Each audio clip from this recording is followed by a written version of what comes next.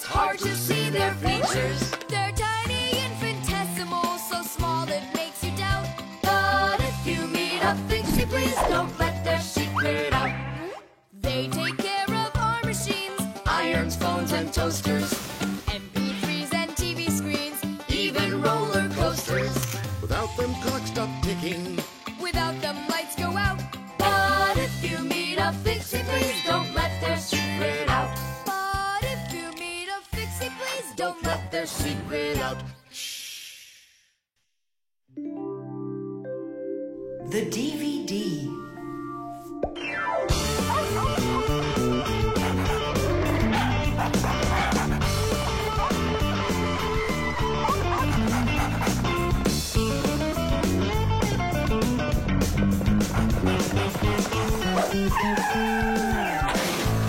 Chusaka! Get away from here! So where did it go? Oh, here it is. Hey there, Tom Thomas. So what's on the disc? Hi there, Nolik. Hi there, Simka. It's a cartoon about Gulliver in the land of Lilliput. My friend Jeannie let me borrow it. I have it till tomorrow. And what's the story about? Well, it's about this guy who gets shipwrecked where people are just so teeny tiny. Fixies, you mean? No, not Fixies. Lilliputians. Lilliputians? Uh-huh. Know what, Simka? I think that you Fixies might have come from those Lilliputians. No way! Our grandpa told us a completely different story of the Fixies. When something is very well made, then the saying goes that it was made with just a little bit of soul. In old times, craftsmen made things to last, and in each appliance, they would leave just a little piece of their soul. Those little pieces of their soul would turn into tiny craftsmen called Fixies, who would then make the appliance their home and take care of it every day. And that's how the very first Fixies came about. But as the years have passed, fewer things are being made by hand, and more things are getting made by machines in factories. That means there are less and less new Fixies coming from human souls.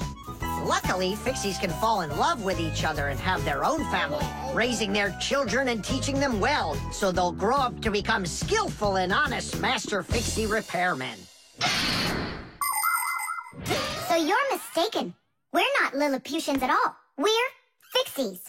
Yeah, Fixies. Listen, Tom Thomas, why don't you show us the movie? Yeah, I want to learn about Lilliputians too. Really, I do. Sure, I'll show you.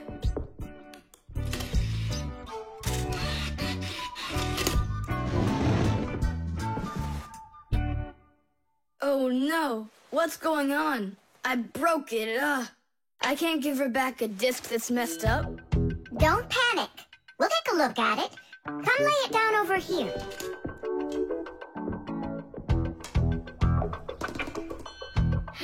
Tom Thomas, why is this disc all covered in jelly? Because I was touching it with my fingers. I mean, what else? It's obvious you don't know how a disc works at all. And you know how it works? Yeah, I know. Yeah? If we take a look at a digital disc through a powerful microscope, we can see rows of tiny valleys of different lengths. These valleys are actually a code for the cartoons, games, or music recorded onto the disc. Inside a disc player, a laser beam reads the code and helps turn it back into pictures and sounds. But if you scratch the disc or smudge the disc with dirty fingers, the laser can't read it and the disc won't play. That's why you need to keep discs clean and stored in cases. So that's why you should only hold discs along the edges. And when you're done watching them, you have to put them back inside their boxes. And what about this one? Do we have to get rid of it? Not so fast. Nolik, this calls for a major cleaning. Let's get the brooms.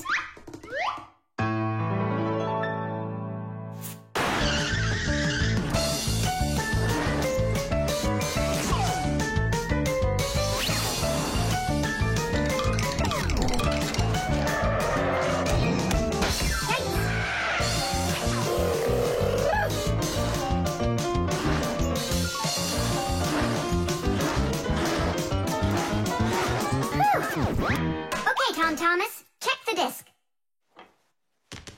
you go. Now you're holding it right.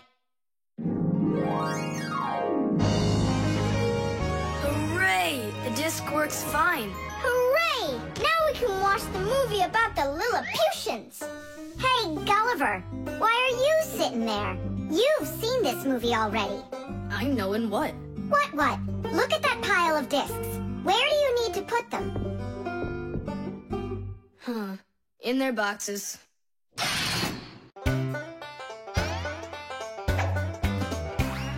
I almost caught one yesterday. I chased him, but he fled. But if I told my dad, he'd say, It's all inside your head. You really cannot catch them. Or find their whereabouts. But if you meet a fixie, please don't let their secret out. But if you meet a fixie, please don't let their secret out. But if you meet a fixie, please don't let their secret out. The key card.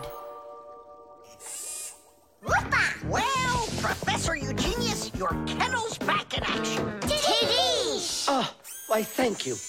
I've been longing for a cup of tea. Yes. There's no tea left in here. Then I'll go ask Lisa if she has some. Look! Professor Eugenius! You forgot the key! The key! Don't close the door! Simka, you must be joking. That's a key. This is nothing but a plastic card. But it is a key. A special kind. It's called a key card. To open up a combination lock, you need to enter a code in the correct order. That means if you can't remember the code, you can't open the lock. But if the lock uses a key card, there isn't any code to memorize, because the code is held inside the card's memory, and the lock can read the code from the card. Of course, key cards don't work with any lock. They have to be smart locks that are able to read electronic codes. When the smart lock reads the correct code, it opens right up.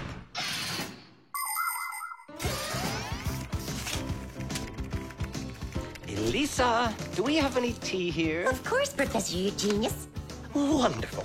I'll take one bag then. Oh, I left my key inside the lab. Can I borrow yours? Just don't forget to give it back. Of course I'll give it back. Come on, Elisa. I got myself a tea bag. Professor Eugenius, the water's boiling. Fantastic. Ta-ra-ta-ta-ta-ta-ta. Ch-ch-chai. Wait a second. Oh no. I was supposed to give something back to Elisa. Why don't you go and ask her? Right. I'll be right back. Professor Eugenius! That's card number 2 now. Elisa, I promised you something, didn't I? Yes, the key. You said you'd return it. Yeah, sure. Let me get it. Just a sec.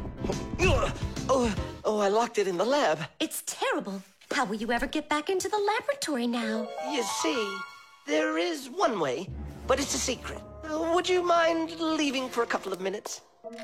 Colleague, Professor, can you do me a little favor? The key. I think I left it on the table. Yeah, right. It's true. So how do we solve this? I need to think about it. What's there to think about? We just have to go and push it under the door. You think you can do it? Yeah! It's time to get to work. Hey, what's going on?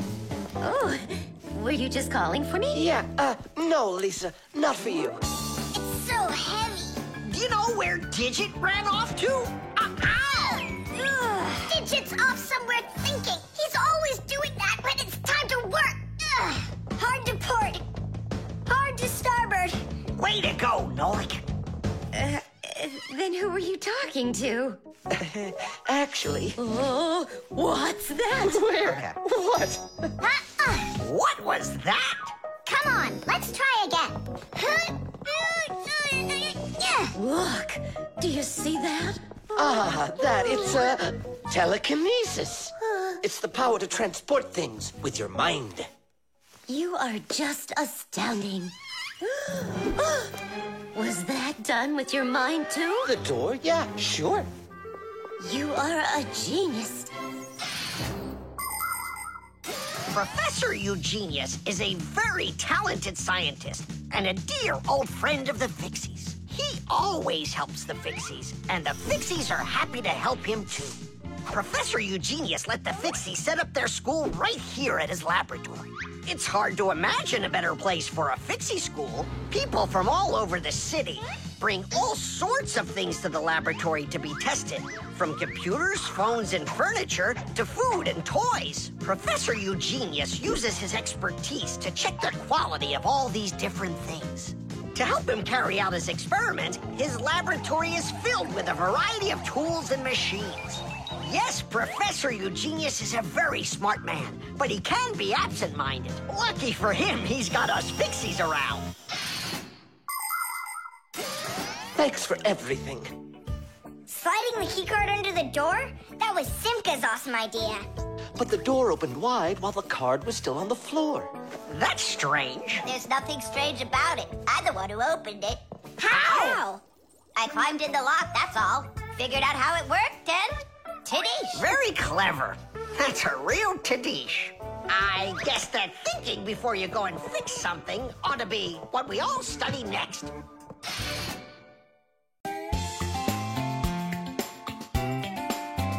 But if you meet a Fixie, please don't let their secret out. But if you meet a Fixie, please don't let